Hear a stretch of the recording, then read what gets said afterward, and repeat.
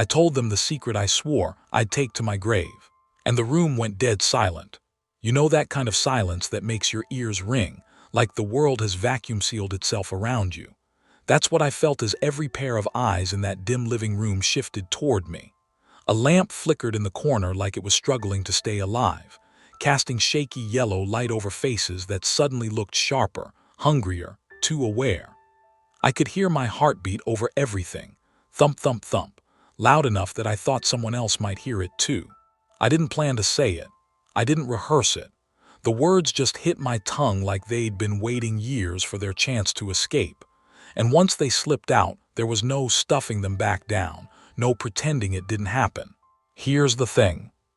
People always say secrets rot you from the inside, but they never tell you how fast they start burning once they're out. The moment I said it, I felt this sharp, sour sting of regret in my chest. Not the slow-building guilt, you know, the kind that takes months to settle in, but an instant punch. Because I wasn't just confessing to my partner. I wasn't just confessing to my friends. I was confessing to the one person who absolutely shouldn't have heard it.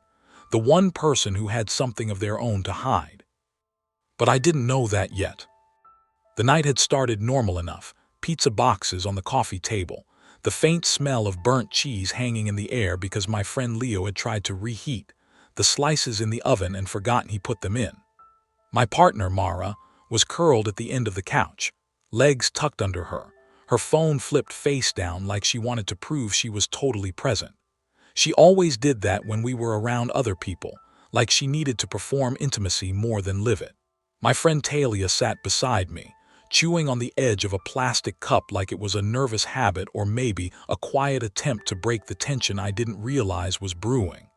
The ceiling fan clicked overhead, this uneven, rhythmic tapping like something inside the motor was loose. I remember thinking, that sound is going to drive me insane. But that wasn't the sound that ruined my night. No, the sound that ruined everything was my own voice. It happened after Leo made one of his jokes. The kind that tries too hard, the kind you laugh at only because you love him, not because it's actually funny. I laughed, I drank too fast, the cheap champagne fizz burned my throat, and I felt the warmth creeping into my face. And then Mara, always perceptive, always watching, leaned in and said, "You seem tense tonight, what's going on?" That line. That simple line. That was the match thrown into the gasoline of my brain. I didn't mean to snap. I didn't mean to let everything boil over. But something in her tone, soft, concerned, genuine, cut me open in the exact wrong spot. "Do you really want to know?" I asked. She nodded slowly. "Yeah, I do." Everyone else quieted. I should have seen that as my escape hatch. Instead, I took it as permission. And that's when the secret spilled out. I won't repeat it yet. Not here. Not until you understand how I got to that point, why I said it, why I needed to say it, why I was stupid enough to think it would end in anything other than disaster. Because the secret wasn't just about me. It never was. It was about someone else. Someone who had already woven themselves into my life like a vine choking a fence. Someone whose shadow stretched longer than I realized. But in that moment, drunk on adrenaline and cheap bubbles, I thought the secret was only mine. I thought I was freeing myself. When I finished saying it, Mara didn't blink. Not once. She just stared at me with this expression I couldn't read, part horror, part pity, part something sharper underneath. Talia froze. Leo's mouth dropped open like he was waiting for a punchline that clearly wasn't coming. I waited for someone to speak. Nobody did. The silence turned heavy, too heavy. Like a blanket thrown over all of us, pressing down, making the air thick and metallic. I felt it on my tongue, like biting a battery. And then Mara said quietly, "Why would you tell us that now?" Not angry. Not accusing. Just curious. And that was somehow worse. "Because you asked," I said. "That's not the real reason," she replied. The way she said it made my stomach twist. Like she already knew something I didn't. Like she had been waiting for this. Like she had a secret of her own. A cold ripple crawled down my spine, And for the first time that night, I felt genuinely afraid. Not just anxious, not just embarrassed, but scared. Because it hit me, hard, that maybe I wasn't the only one with something to confess. I opened my mouth to ask her what she meant, but before I could, her phone buzzed on the couch. Loud, sharp, the kind of notification buzz that sounds urgent even when it's not. Everyone's eyes flicked toward it. Mara didn't. That's when I noticed it. A tiny detail. An early red flag I had ignored 100 times before. When Mara's phone buzzed, she always pretended not to care. But her jaw tightened, so slightly you'd miss it if you weren't looking for it. And I was looking. I think that's when the dread started. Not big enough to swallow me whole yet, just small enough to needle at my ribs. Just enough to whisper, "Something is wrong. Something is very, very wrong." "That message," I said softly, "are you going to check it?" Mara looked at me with an expression so neutral it felt intentional. "No," she said, "not right now." But her hand twitched. And that's when it hit me. Not the full truth, not yet. But the first crack. The first hint that my secret wasn't the only monster in the room. I had no idea the night was about to unravel. That the phone buzz was just the first thread pulled from a very carefully spun web. That my secret was nothing compared to the one that had been living right beside me. But I saw something in Mara's eyes that I had never seen before. Fear. Not fear of me. Fear for herself. And that was the moment I knew. This wasn't going to end in a simple argument or apology. This was the beginning of something much darker, much deeper, much more dangerous. And I was already in too deep to walk away. I didn't sleep that night. Not because of the confession, though that alone would have kept me staring at my ceiling like it was a blank interrogation sheet, but because of Mara's reaction, or more specifically, the lack of one. When we got home, she didn't yell, she didn't cry. She didn't accuse me of ruining the night or blindsiding her or humiliating her in front of our friends. She just went quiet, scarily quiet, the kind of quiet that felt like standing on thin ice waiting for the crack. She stepped into the apartment first, flipping on the kitchen light. It flickered, buzzing faintly, casting this cold, almost surgical glow across the countertops. She set her keys down gently, too gently. Like if she made a sound, the whole world might shatter. I hovered at the doorway, heart rattling in my chest. "Mara," I started. "Not now," she said softly, her back still to me. "But, not now." That should have been the first sign that something wasn't normal. Mara was never the silent treatment type. If she was upset, really upset, she'd want to talk, go over every detail, analyze it like it was a crime scene. So this eerie calm felt wrong, like she was performing a version of herself. I watched her walk into the bedroom without looking at me once.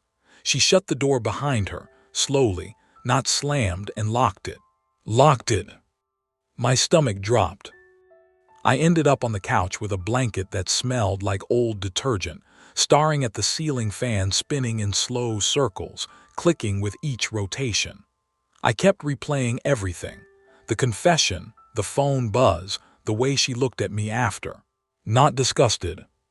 Not heartbroken. Not even angry. Just careful. Like someone handling evidence. Around 2 a.m., I finally slipped into this restless half-sleep. And that's when I heard it, soft footsteps, Mara's crossing the hallway, stopping near the living room. I opened my eyes just a sliver. She didn't notice. She stood there staring at me. Her silvery blue pajama top reflected the streetlight filtering in through the blinds, giving her face this ghostly glow. Her expression was blank, too blank. Like something was moving behind her eyes, but she wouldn't let it show. She held her phone in her hand. Unlocked. Screen on. I could see lines of text, white against black, but not the words. She was scrolling fast, reading something. Then her thumb hovered over the screen. She took a breath and deleted whatever she was looking at. One message. After another. I didn't move, I didn't breathe, I just watched. She looked at me one last time, this long, lingering stare that made my skin crawl, then turned and walked back to the bedroom, locking the door behind her again. I sat up, heart pounding so hard it felt like it might bruise my ribs. That's when the fear really settled in, because whatever was on that phone, it wasn't good, and whatever she was deleting wasn't meant for me to see. By morning, Mara was acting like nothing had happened. She walked into the kitchen humming, while making coffee. She slid me a mug with a perfectly neutral smile. "Morning," she said, voice bright but brittle. "Morning," I replied, studying her face. Her makeup wasn't quite blended, there was darkness under her eyes and her smile twitched at the edges. She was rattled, badly, but she was trying to pretend she was. We sat across from each other, steam drifting between us like fog on a cold lake. "So," she finally said, stirring her coffee, "last night that was a lot." "Yeah," I said, "it was." There was a silence, not tense, just waiting, like she wanted me to start explaining myself. But the thing is, I didn't regret telling the truth, not anymore. What I regretted was telling it in front of her. "So," she said again, tapping her spoon too hard, "why now?" "You asked," I said, and I felt like I couldn't keep it in anymore. "Right," she nodded, lips pressed thin, "but you could have said it privately." "You're right, I should have." She didn't reply. I forced myself to ask, "Are you mad?" She shook her head immediately, too fast. "No, no, I'm not mad." "Then what?" She hesitated, and in that hesitation, I saw something crack behind her eyes. She took a shaky breath. "I just need to know if that's everything." Everything. That word hit me like ice water. "Everything about my secret?" I asked. "Yes." "Why would you think there's more?" She didn't answer. Instead, she asked, "Did someone tell you something about me?" I froze. "What? No, why would you think that?" She swallowed hard. "No reason, forget it." "Forget it." "Right. Like people just casually ask, did someone tell you something about me? For fun." Something was off. Way off. But before I could push further, my phone buzzed, loud on the table between us. We both flinched. It was a text from Talia. "Call me the second you can, please." I looked up at Mara. She was staring at my phone like she wanted to rip it out of my hands. "Who is it?" she asked. "Talia." "Why does she want you to call her?" "I don't know," I said honestly. Mara didn't blink. "Do you usually tell her things before telling me?" "What, no?" She nodded, but her jaw tightened. I stood up. "I'm gonna call her real quick." "No," she said sharply. "Call her later." "Mara." I said later. There it was again. That edge in her voice. That urgency.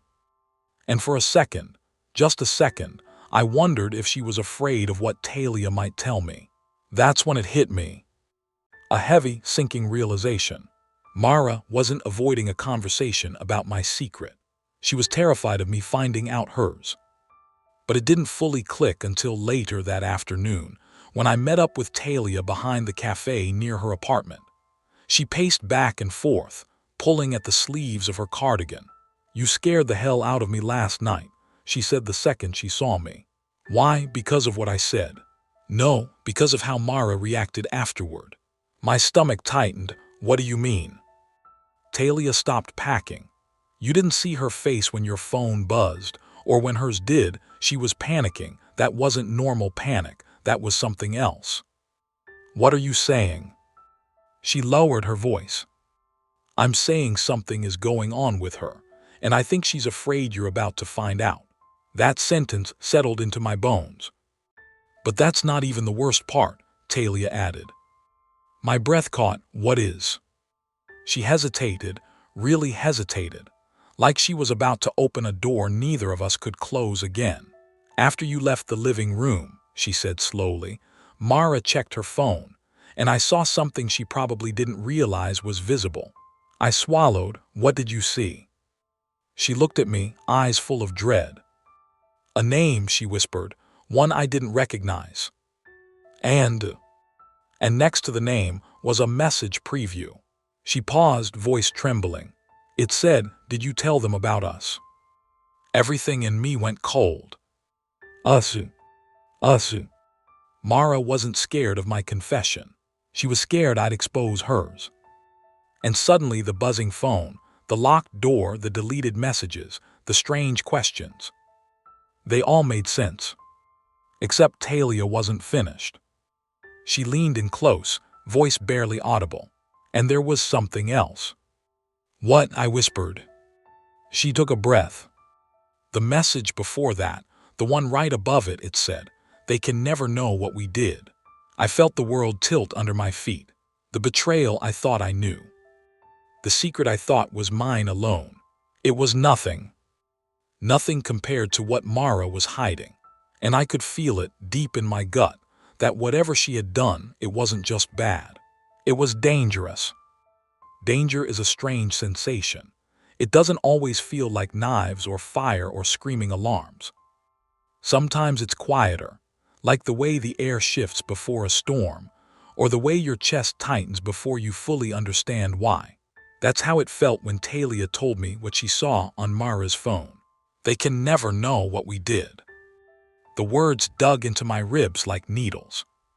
For a moment, all I could hear was the distant hum of the street, cars passing, a dog barking somewhere, the low rumble of a bus turning the corner.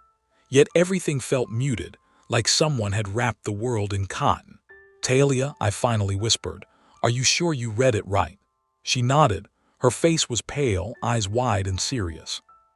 I wish I hadn't. I rubbed my temples, trying to force the world back into focus. "Did you see who the message was from?" "No, just a name, first name only, Elias." Elias? The name meant nothing to me. I tried to picture Mara typing it, whispering it, saying it in the same voice she used when she told me she loved me. My stomach twisted. "Do you think she's cheating?" I asked, barely able to get the word out. Talia hesitated. "Maybe, but that's not what scared me." "What scared you?" Her voice dropped. The tone, it didn't read like a lover. It read like someone involved in something serious. Serious? The kind of word that makes your blood run cold without giving you details. The cafe door opened behind us, and we flinched like guilty criminals. An older man stepped out with a to-go cup, bumping into the trash can with a metallic clank that made me jump. That's when it happened. I felt it. A spark of panic. Sharp electric.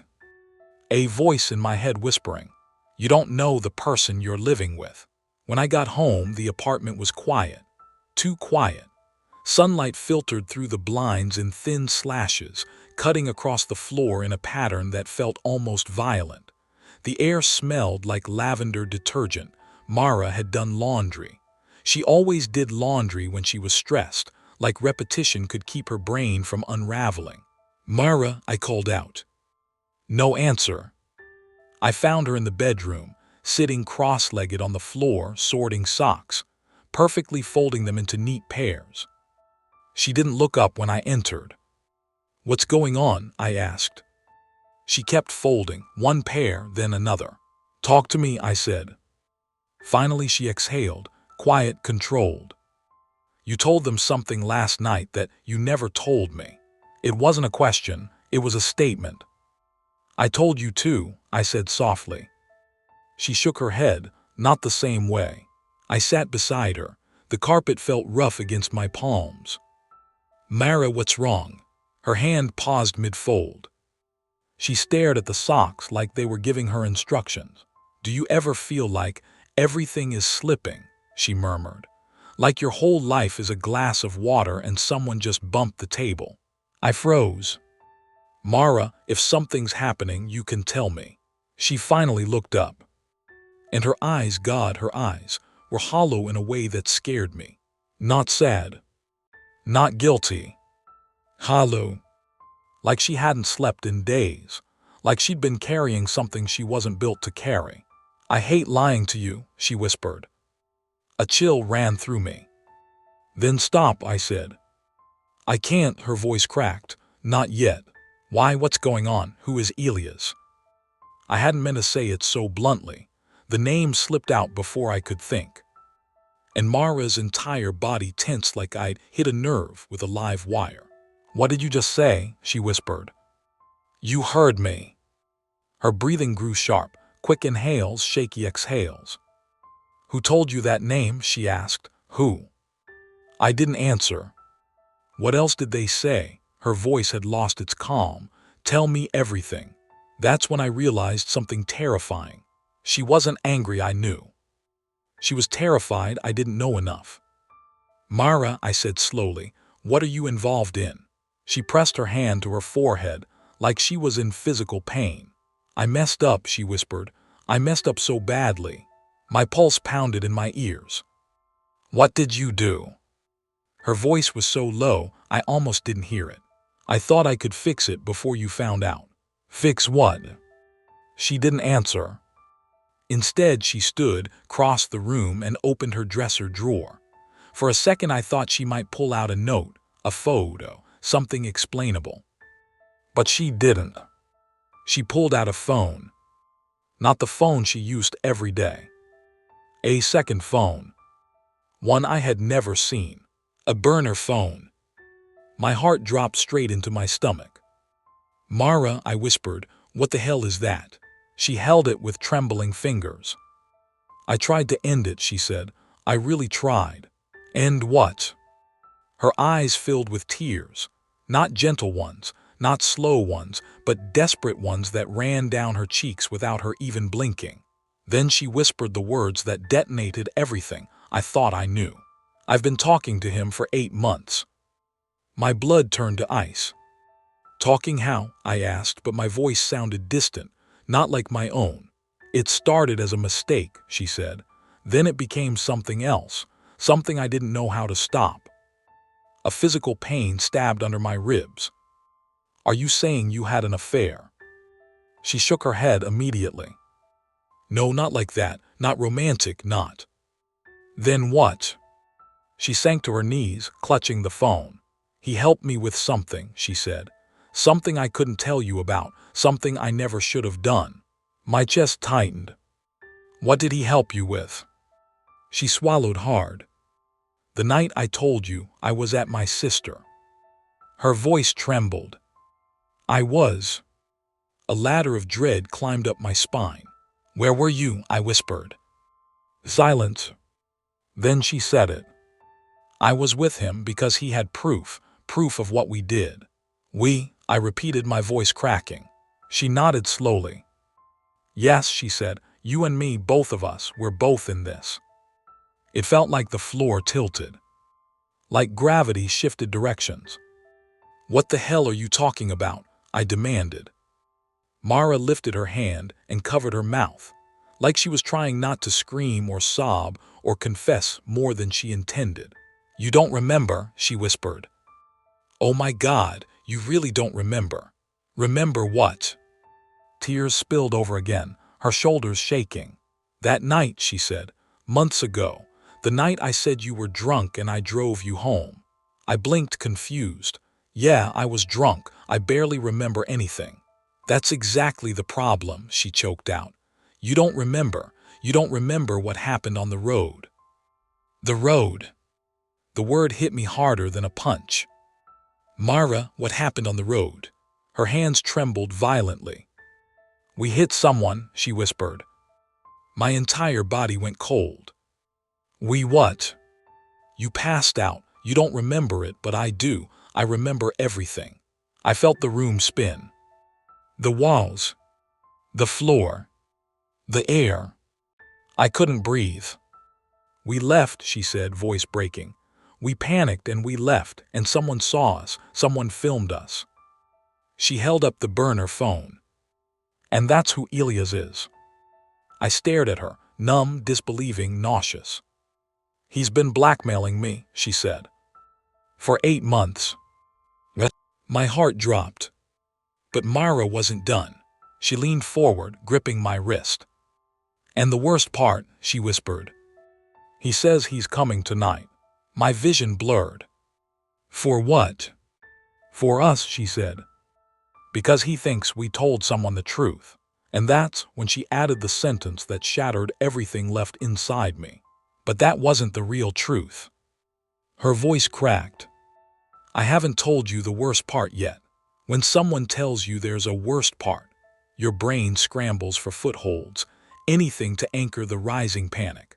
But Mara's version of worst felt bottomless, and every time I thought I'd reached solid ground, the floor cracked again. "Mara," I whispered, "what else could possibly be worse than hitting someone and leaving them?" She didn't answer. She just stood up suddenly, wiping her face with the back of her hand, and walked straight to the living room like she'd already decided something. I followed her, my legs shaky, my breath uneven. She grabbed her everyday phone, the one she'd been guarding like a live grenade for weeks. She tapped the screen, scrolled rapidly, her fingers trembling so badly she had to hold her wrist with her other hand to steady herself. "I shouldn't show you this," she murmured, "but you deserve to know." I leaned closer. Her phone was open to the Photos app, a hidden folder. My stomach twisted. She entered a passcode, a different one from her normal lock code. Something I had never seen her type. Inside were videos. 5 of them. "Mara, what are these?" "The proof," she said, her voice cracked. "The proof Elias has, the ones he said he'd send to the police if I didn't do what he wanted." She clicked the first video. And for a moment, the world went silent except for the sound of my own heartbeat thudding in my ears. The footage was shaky, filmed from across a dark street. Headlights, a silhouette, 2 bodies, hours slammed into view as a figure stumbled into the road. A sickening thump, a scream, the car jerking, Mara pulling me up, me collapsing, the car speeding off. It was all there. Everything I didn't remember. Everything she'd been living with. Everything I'd been ignorant to, protected by drunken blackout and blind trust. I watched myself limp toward the passenger seat as Mara shoved me inside. My body looked weightless, empty, a puppet whose strings were being yanked by panic. I felt sick, physically sick. I turned away, hand over my mouth. But Mara grabbed my wrist. "No, you need to see." "I can't." "You have to," her voice cracked, "because there's more." She opened the second video. Not the accident. Not the escape. A different angle. Shot from a car parked behind us. The figure we hit, lying on the pavement. Not moving. 2 people stepping out of the car with the camera. One of them I didn't recognize. Tall, hood up. The other. I squinted, my brain refusing what I was seeing. "Is that?" "Yes," Mara whispered, "Talia." The image burned in my skull. Talia. My friend. The one who said she was helping me. Standing next to the man filming. Standing over the person on the ground. And then, as if the universe was determined to twist the knife, Talia leaned down. "Check the body." Then she nodded at the man with her and said something I couldn't hear. But her expression wasn't fear, or shock, or horror.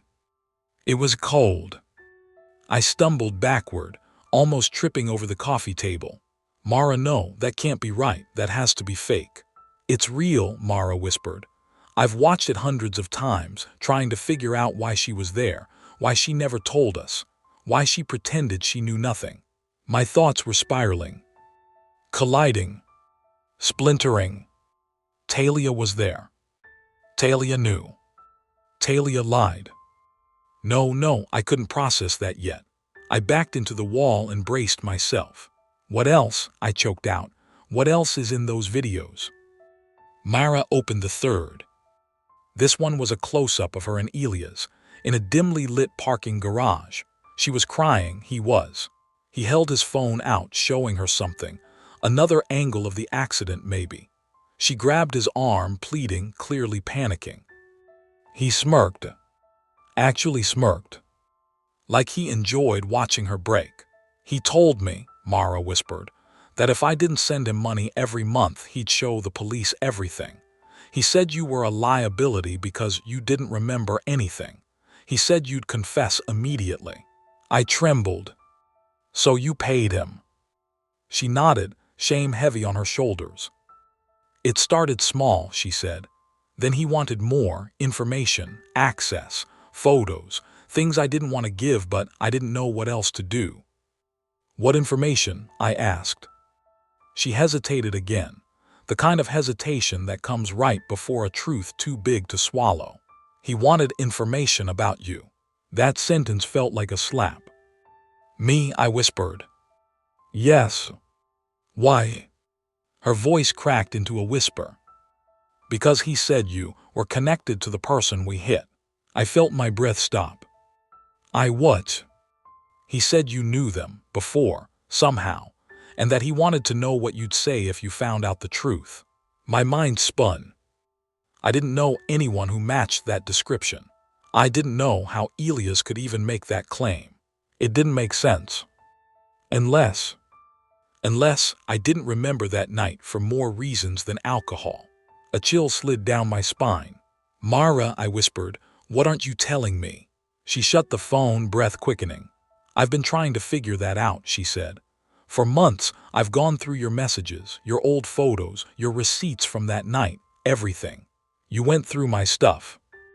Yes, she said, voice trembling, because I needed to know what Elias meant. I needed to know why he kept insisting you were involved somehow. I needed to know whether you were telling me the whole truth. What truth? I don't even remember anything. That's the problem, she cried. You don't remember, and he keeps saying you're lying, that you're pretending not to remember because you're scared. I shook my head violently. No, that's not true. I swear to God I don't remember any of it. But part of me felt suddenly unsure. Alcohol blackout, adrenaline, trauma. Could I have forgotten more than the crash? Could I have forgotten the person we hit? No, that was impossible. Wasn't it? Myra stood abruptly. I've been trying to keep us safe, she said, but I can't do it alone anymore. Something in her tone made me pause. What do you mean? She walked to the hallway closet and pulled out a small box. Inside were notebooks, papers, screenshots, maps, printed emails, a full investigation, one she'd clearly been conducting behind my back. I stared in disbelief. Myra, what is all this? Everything I've found, she said. Everything about Elias, about that night, about who was there, about who the victim might have been, and about who Talia is really connected to. I felt the walls closing in. What have you found? Her hands shook as she pulled out a piece of paper and placed it in my hands. It was a printed article from a local news site. A missing person. Same night as the accident. Same area. A photo. And when I saw the face, my knees almost gave out because I recognized them. Not from that night, but from before. From months before. From a place I never expected to see them again. My vision blurred. My pulse roared. Myra, I whispered, why do I know this person? She looked at me, really looked at me, and for the first time I saw genuine fear. Because, she said shakily, this isn't just about the accident. She stepped closer. This is about something you don't remember. She swallowed. Something you did. The room tilted. The air vanished. And then she whispered, but I haven't told you the worst part yet. I need to warn you. What comes next is the part of the story that changed everything I thought I knew about myself. It's the part where the floor drops out, where your center of gravity moves, where the person you love looks at you like you might be a stranger. Read this carefully, because this is the moment my life split into before and after. Talia's face had been the first real shock, Mara's videos showed her at the scene with the phone, but they didn't explain why. I wanted reasons I could understand. An accident, a bad decision, a wrong place at the wrong time. Instead, what Mara unfolded was something messier, more intimate, and far more deliberate than anything I could have imagined. She clicked the fourth video. This one was filmed from the curb, but closer than any normal passerby would have the audacity to be. The camera angle was low, like it had been hidden behind crates or a trash can. The headlights cut across the pavement, and then the silhouette of a person stumbling into view. I watched myself, my hair messed, my jacket half unbuttoned, blood on my sleeve, reach toward someone on the ground. I thought I was seeing the same footage over and over, pieces that made me sick but which I could still stitch into a terrible picture of an accident. But then the camera swung a hair to the left and caught a detail that detonated the whole narrative. The face of the person on the ground. It was someone I had seen before. Not a stranger, not a random person. Someone I had known in a way that made my chest seize. Someone whose laugh I could hear in the back of my head if I tried. My sister, or at least it looked like her. I froze. "No," I said, but my voice was a ghost. My hands went ice cold. My throat closed up. Mara's breathing filled the room. She didn't have to tell me. I already knew the answer would be terrible. "You recognized her?" she asked softly. I couldn't finish. Memory didn't come like a film reel. It came like a splinter, sharp, partial, jagged, flashes, a bar, a fight, a name that meant something I'd erased. But every time I tried to pull the thread, it snapped. I had nothing to hold on to. Mara swallowed and pressed her palm flat against the coffee table. "Her name is Leela," she said. "The missing person article you saw, Leela Avery. She's your half-sister." My heart lurched out of my chest. Half-sister. The words felt foreign, like they belonged to someone else's life. "I didn't know," I whispered. "You didn't know," Mara echoed, "because she was marked in your past, and you tried to forget." The next revelation hit like a physical blow. The fifth video wasn't filmed by Elias. It was filmed by me. I watched my own hand reach into my pocket, the camera angle swinging free, catching the motion in a jerky, accidental way that made my stomach flip. My thumb pushed something into my palm, small, metallic.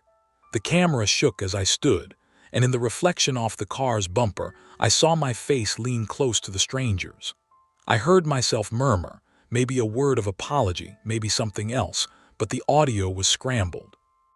Then carefully, with this brutal calm that made my skin crawl, I saw my hand lift a ring from the fallen person's finger and tuck it into my jacket. Not just any ring. I knew that ring. It was one I had seen in old, yellowed photos at my mother's house years ago, the kind of heirloom you assumed belonged to family history, not to evidence. I'd laughed once, in a small, embarrassed way, when I'd been a teenager and my mother told a story about the ring. The story was about shame and escape, and a night she never wanted to remember. I had never, in a million years, thought the ring would reappear like this, on the finger of a person I might have killed. I stumbled back against the wall, the world tilting. "No," I said again. "No, that can't be me. I would never." Mara's face was pale as bone, and for the first time I saw something like guilt in her expression. "You did this while you were blacked out," she said. "You were there. You moved. You took the ring. You erased the rest." Talia's supposed presence at the scene snapped into a different light. What if she hadn't been an innocent bystander? What if she had followed us, followed me, because she knew something about my past no one else did? What if Elias wasn't just a sadistic blackmailer, but someone pointing to a truth so incredible that even I had chosen to blot it out? My hands were shaking so badly Mara pressed them. Her touch was oddly tender, like she was holding a live wire. "I didn't want to tell you she was your sister," she said, "because I thought if you knew, you'd be destroyed. You already blame yourself for not remembering. I thought I could protect you." "Protect me from what?" "From the memory that I had, in a moment I couldn't own, taken something physical and intimate from a person who, according to the article, had disappeared that night. from the implication that I had not only been present but had committed a deliberate act after the crash, an act that suggested motive, possession, something darker than accident. The fragmentation of memory is a tricky thing. When you destroy the connective tissue between moments, you don't simply erase facts, you erode identity. Who was I if I could perform what I saw in the footage and then have no recollection of it? Who was I if memory did not line up with action? Who was I if a ring that had once symbolized family ended up in my pocket and in a missing person's obituary? Talia's messages, Mara said, voice barely above a whisper, were weird because she was playing two sides. Sometimes she knew too much. Sometimes she feigned ignorance. I think she helped Elias set this up, at least to get leverage. The word leverage felt cheap in my mouth, like an attempt to name something enormous with a flat, small token. Because this was bigger, it wasn't just blackmail for money. Elias wanted control, maybe patience, maybe an unthinkable form of revenge. Why target us? Why the ring? Why my sister? Then Mara dropped the twist that rewired the whole story. Elias isn't random, she said. He's not even from here. He's connected to Leila, to our family, to something our mother buried. My knees buckled. What do you mean? I managed. Mara opened her phone and showed me another article she'd printed months ago, an obituary buried in a small-town paper, a dry notice about a woman who died under strange circumstances in a care home. The name was not Leila, but the photograph, older, softer, was unmistakable. The caption mentioned an original last name different from the one my mother used after remarrying. The article was about secrets, about changed identities, about a man named Elias who'd come to collect what he believed belonged to his family. The ring, Mara said, voice shaking, wasn't just a ring. It was proof of a connection between your mother and Leila. Proof Elias has been trying to reclaim. He wanted the ring back. He wanted to know who took it. I thought of my mother's hushed stories, the way she avoided certain relatives, the locked shoebox under her bed. I thought of a childhood built on careful silences. I thought of a person named Leila who the world now said had vanished the same night we drove away. All the pieces that had once seemed to form a messy accident snapped, then reassembled into a shape I didn't recognize. A mystery not of drunken carelessness, but of inheritance and identity, and a past that had been kept under the floorboards. I don't remember, I said again. No, Mara replied, but the videos remember for you. My confession at the party, the secret I'd blurted, looked pathetic in this new light. I had confessed to something intimate and small, thinking I'd rid myself of one burden. But now there was evidence on film of something monstrous. My hands taking an object from a person who was later reported missing, the object tied to a family history no one in my present life had fully understood. I need to know, I said. I need to know everything about Leila, about the ring, about Elias, about Talia, about what I did.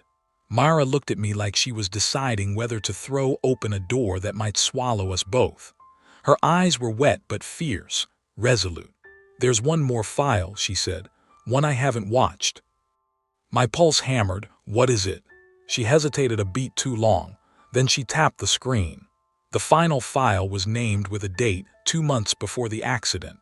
I felt something cold trickle down my spine as the thumbnail preview loaded. It wasn't a video.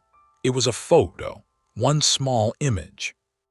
And in that image, clear as daylight, was my face, smiling, standing beside Leila.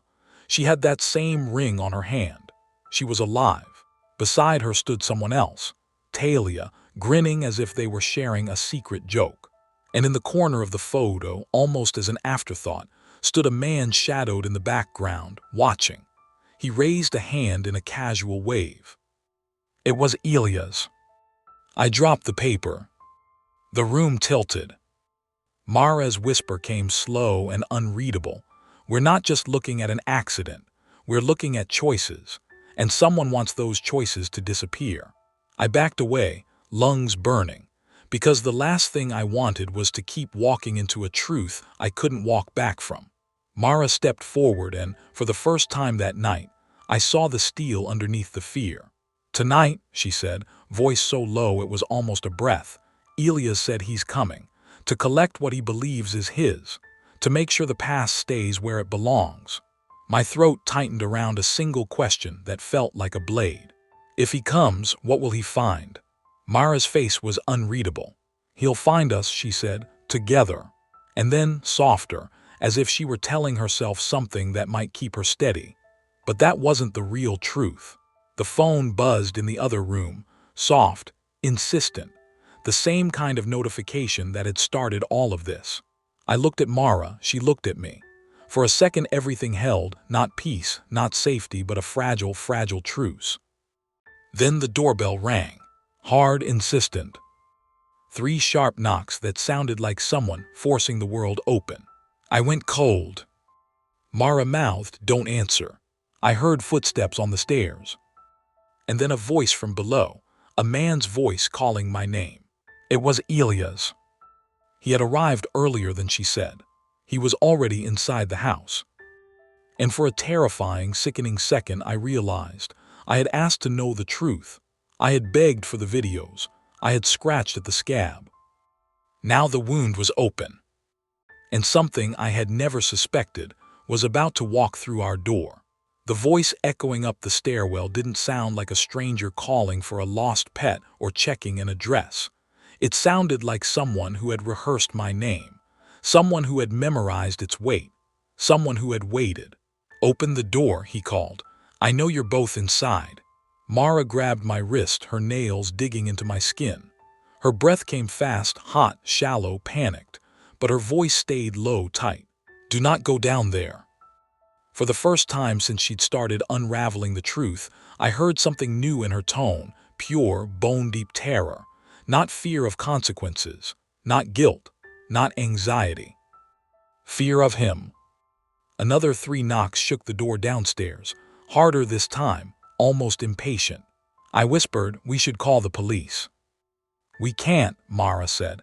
"He'll show them the footage. He'll make sure they believe the worst version." "The worst version might be the true version," I said breathlessly. Her eyes widened with a flash of hurt, but also understanding. "Maybe," she whispered, "but not his version."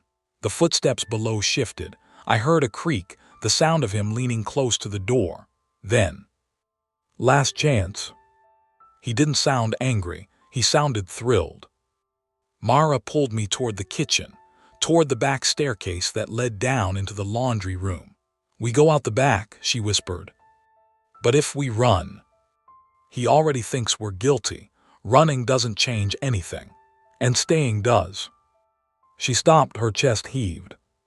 "We're not staying," she said. "We're getting out long enough to think." Another knock, this one deliberately slow. Like a countdown. I followed her, adrenaline shaking my fingers as we crept down the narrow back steps. The wood groaned beneath us. Shadows stretched across the wall like long, crooked arms trying to grab our ankles. Mara held the doorknob, taking a breath. But before she could twist it, a sudden noise froze both of us. Not footsteps outside. Footsteps behind us. Upstairs. Inside the apartment. Distinct, heavy, moving toward the hallway. I whipped around. "He's already inside." "No," Mara whispered, shaking her head. "That's not possible." She didn't finish, because the realization hit both of us at the same time. We had forgotten the front door was old. The frame was weak. 3 hard knocks could have splintered it. A cold, creeping dread climbed up my spine. Mara clamped her hand over her mouth. "He's upstairs." We didn't have time to think. Didn't have time to argue. Didn't have time to question how he got in without us hearing the door fully break. All we could do was move. Mara yanked open the back door and freezing night air hit us like a slap. We slipped out into the alley, the scent of damp concrete and trash bags heavy in the air. A distant siren wailed somewhere blocks away, too far to matter. Our steps echoed on the pavement as we darted between buildings. "Where are we going?" I hissed. "Somewhere with cameras," Mara whispered. "Public, crowded. Somewhere he won't risk pulling anything." But we only made it half a block. before a figure stepped out from behind a dumpster. Not Elia's. Talia. She looked different in the half-light, her eyes too hollow, her shoulders oddly stiff. And her expression made my stomach flip. Not guilt. Not fear. Not apology. Something closer to relief. "I was hopping you, run this way," she said. Mara stiffened. "Talia," she said slowly, "move." Talia shook her head, the streetlight bathing her face in a sickly amber glow. "I can't," she said, "not anymore." My pulse hammered in my throat. "What does that mean?" I whispered. Talia stepped closer. "It means I tried helping you," she said. "Both of you. I tried nudging you toward the truth. I tried keeping Elias calm, but you two, you're unpredictable." Mara's voice cracked. "You've been working with him this whole time." Talia's jaw twitched. "I thought he just wanted closure." "Closure," I choked. She swallowed. "The ring, the family, the accident, it's all connected. You don't understand the half of it." "Then explain," Mara snapped. But before she could, a new voice sliced through the alley. "Don't bother," it said. "They're not ready." Elias stepped into the light like he'd been waiting for a theatrical cue. He wasn't tall, not intimidating, not monstrous. That somehow made it worse. He looked ordinary: jeans, dark jacket, clean shoes, hands in his pockets. But his eyes glowed with the kind of calm that doesn't belong to a sane person. "Hello," he said softly. "You two have been busy." Mara moved in front of me instinctively, shielding me with her body. "Stay back," she said. Elias smiled gently. Mara, you've been so cooperative for so long. Why get brave now?" She didn't answer. He turned to me then, really turned to me. His gaze traveled over my face like he was trying to memorize me, or maybe compare me to something he'd seen before. "It's strange," he said, "meeting the person who changed everything about my life. Twice." My throat tightened. "I don't know you." "Oh, but you did," he said. "You knew me before all of this." Before all of this. The words echoed. Pieces of memory flickered like dying light bulbs. Laughter in a bar. A fight behind a pool table. Someone grabbing my shoulder. A flash of anger. A girl stepping between us. Leela. Elias watched the recognition crack open inside me. "There it is," he said softly. "You do remember." "I don't," I whispered. "Not fully." "You will." Mara stepped closer, fists clenched. "Elias, leave us alone. You have your video, your leverage. What more do you want?" He looked at her with pity.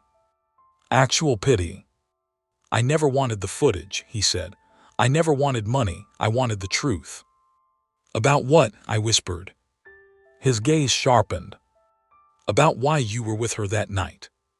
My heart stuttered. Air turned thick. "You think I wanted to hurt her?" I said, voice breaking. He didn't answer.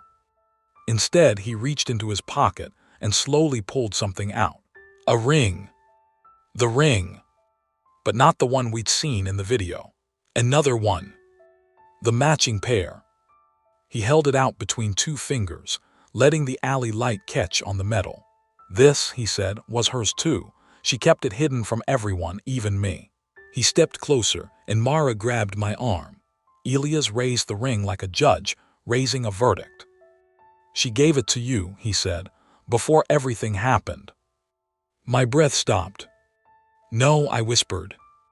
"Yes," he said. "She met you earlier that night. She gave you the ring because she said she finally found you." My hands trembled violently. "Found me?" I whispered. "Why?" Elias tilted his head, eyes searching mine. "Because," he said, "Leela believed you were her brother." Everything in me twisted. "That's impossible," I choked. "I never." But Elias wasn't done.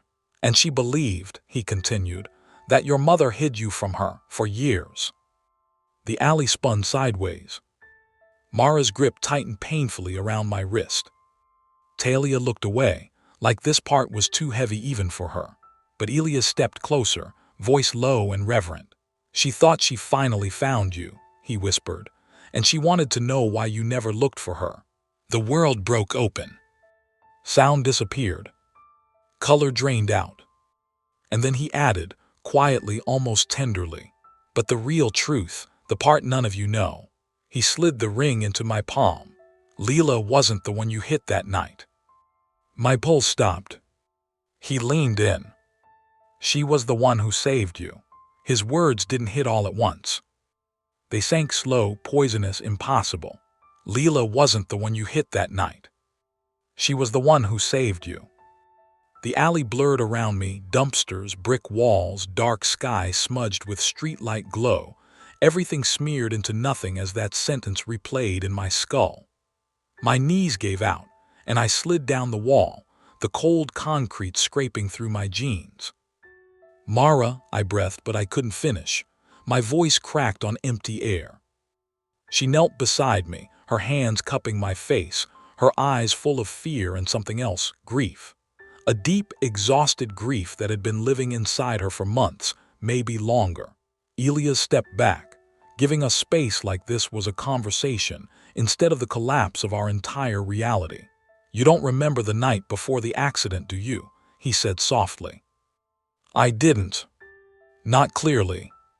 Flashes flickered at the edges of my mind like burnt film frames. Voices in a bar, a fight, someone shouting my name, someone pulling me outside, a woman's face flickering in streetlight. Leela. She'd been there. "You were drunk, angry," Elia said. "You just found out the truth about your family. She followed you out to stop you from doing something stupid. She put you in the back seat of her car. She tried to drive you home." I felt my palms turn cold and wet. He continued, almost gently. "She pulled you out of the street when the fight spilled outside. She kept you from getting hit by another car. She took the brunt of the injury." My breath caught in my throat so sharply it hurt. "She saved you," Elias whispered. "And then when the second car hit, when Mara's car came around the corner, she shielded you again." Mara shook her head violently. No, that can't." But Elias didn't argue. He knew we needed silence. Silence carries truth better than shouting ever could. My memory cracked, not open but sideways. Light bled through the edges. A voice, hers, saying my name. A hand gripping my sleeve. A ring on her finger glinting in headlights. The smell of rain. The sound of her breathing hard. The weight of guilt sliding into me even then, even before I knew why. Talia stepped backward, eyes on the ground. Her voice shook. "I didn't know, not all of that, I swear." Elia's jaw tightened, but he said nothing. Mara tightened her grip on me. "You didn't kill her," she whispered. "You've been punishing yourself for something you didn't do." But the truth was heavier than that. "She died because of me," I whispered. "She died saving me, and I forgot her." "That's not forgetting," Elia said. "That's trauma, and nobody told you she existed." The wind cut through the alley, cold and sharp, carrying away whatever old life I thought I had. Waves of guilt, grief, disbelief crashed through me. I couldn't breathe through it for a moment. But Myra held on to me, hard. For the first time in months, her hands were steady. Solid. Rooted. And something inside me, small and trembling, began to anchor. The truth had finally cleared the rot. Leela was gone, but not because I abandoned her. Not because I ran. Not because I chose cowardice. She died trying to protect her brother. The brother she had been searching for her entire life. A warmth, thin, fragile, spread through my chest. Not hope, not yet. But something like clarity. Elia stepped forward one last time and met my eyes. "Her story deserves to be told," he said. "Not buried, not twisted, not lost." I nodded, tears spilling down my face. "For her," I whispered. "For both of you," he said. "We didn't call the police that night. We didn't run. We didn't break apart. We stayed in the alley until the cold forced us home." Mara wrapped her arms around me the whole walk back, holding me like she was the one trying to keep me alive now. And I let her. Because grief is heavy. But shared. it becomes survivable. In the weeks that followed, I opened every wound, every memory, every truth. I learned who Leela was, who she tried to be, what she carried, what she lost. I learned the names I'd forgotten and the pain I'd inherited without knowing it. And piece by painful piece, I stitched myself back together. I still don't know if I'll ever forgive myself, but I am learning to remember her, to honor her, to speak her name without breaking. Leela, the sister I lost, the sister I found too late, the sister who saved me. And now I live differently. Not running, not hiding, not forgetting. With every breath I take, I try to live the life she fought to give me, even when it hurts, especially when it hurts. Because some truths don't bury you. They rebuild you, one shattered piece at a time. What would you have done if you discovered the truth only after it was too late to say goodbye?